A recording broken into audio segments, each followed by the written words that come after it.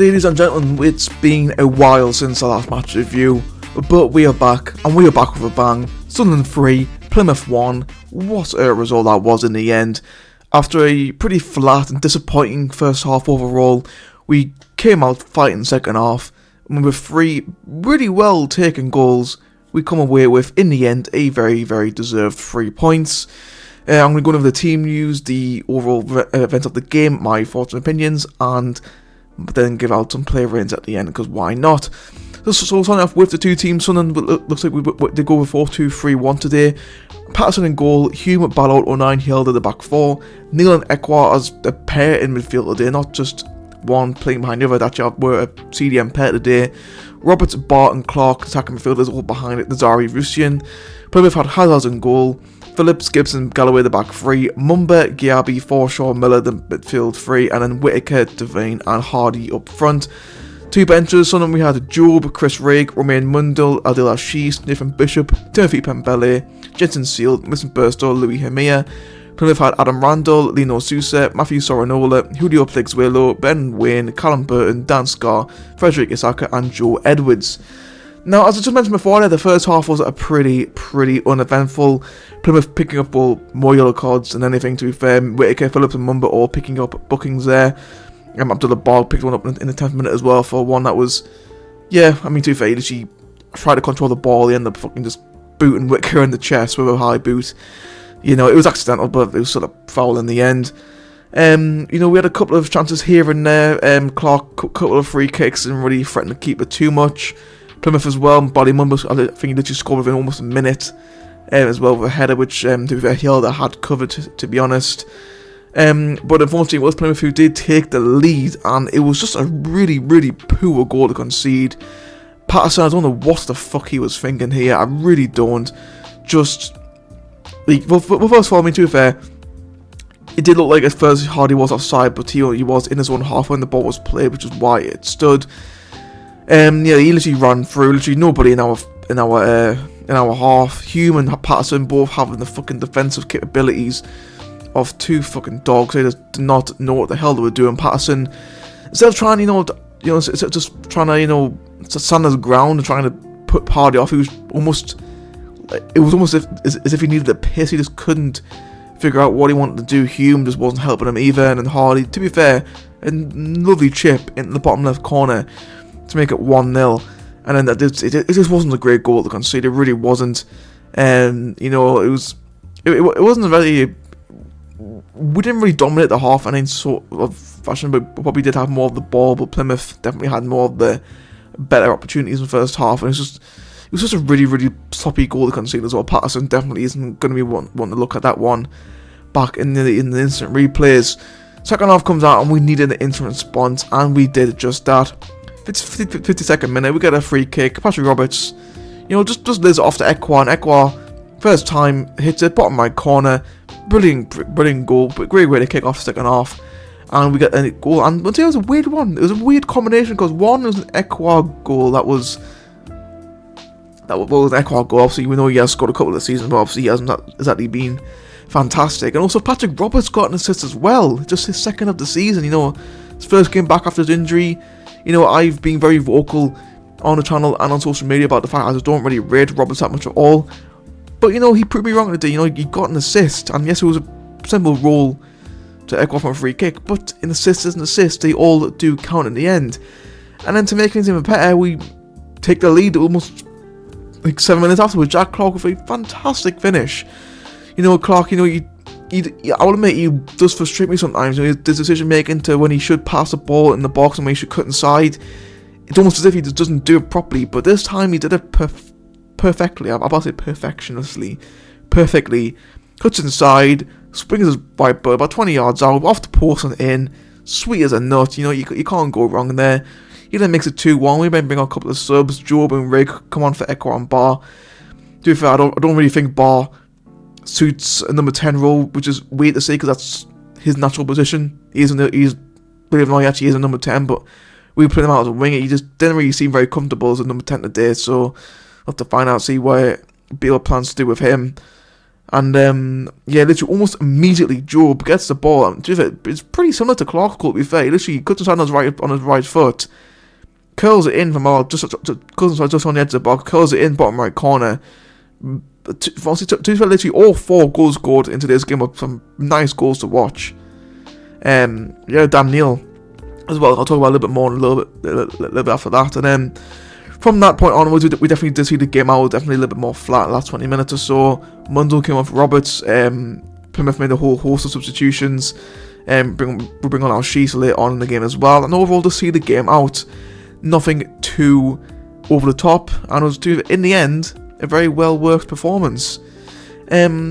So yeah, talking about the game overall, my thoughts. Again, the first half it was pretty flat. We didn't really look that great. Obviously, yes, we had loads of possession and had loads of the ball, but didn't do loads with it. And then Plymouth definitely took advantage from their counter attacks. And then the second half, it was much better. Obviously, Beale's half-time talks clearly worked as we came out fighting in the second half, and in the end, as I said before, took away with a nice 3 points. In terms of Plymouth as well as a team, not the best team I've seen us play this season, but not the worst. I thought, most especially in the first half, they were pretty defensively sound. Definitely like to go down a little bit too often, but fans probably say the same for our players. Barley Mumba, obviously Sunderland Academy graduate, our youngest ever captain, went down so many times today.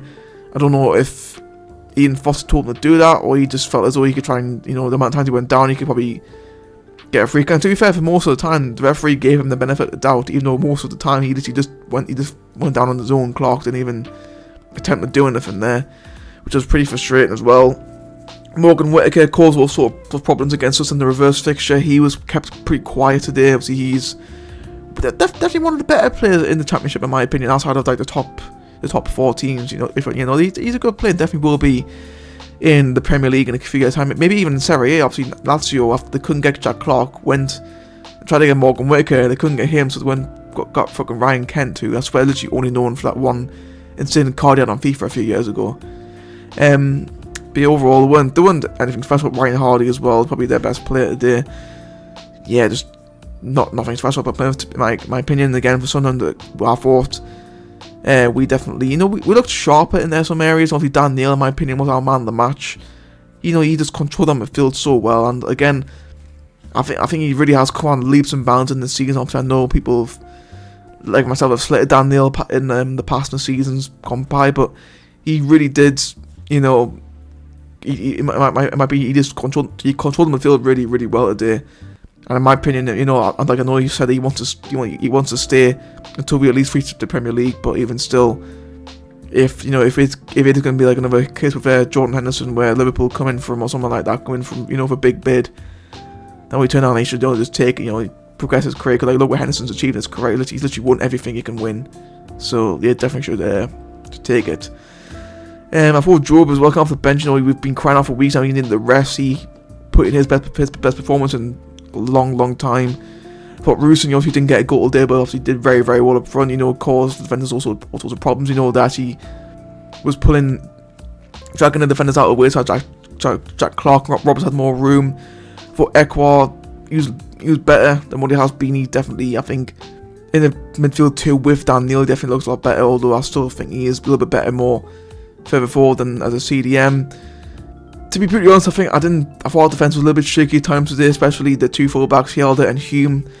I don't know, I think just the passing from them team in general wasn't the best, and although they weren't that bad, I just didn't think they weren't great, especially Stuart Hume. I think he definitely had better performances in his life, and Anthony Patterson, obviously absolute howler for the Plymouth goal, and again in the second half towards the end, he almost did the exact same thing. I just don't know what he was thinking.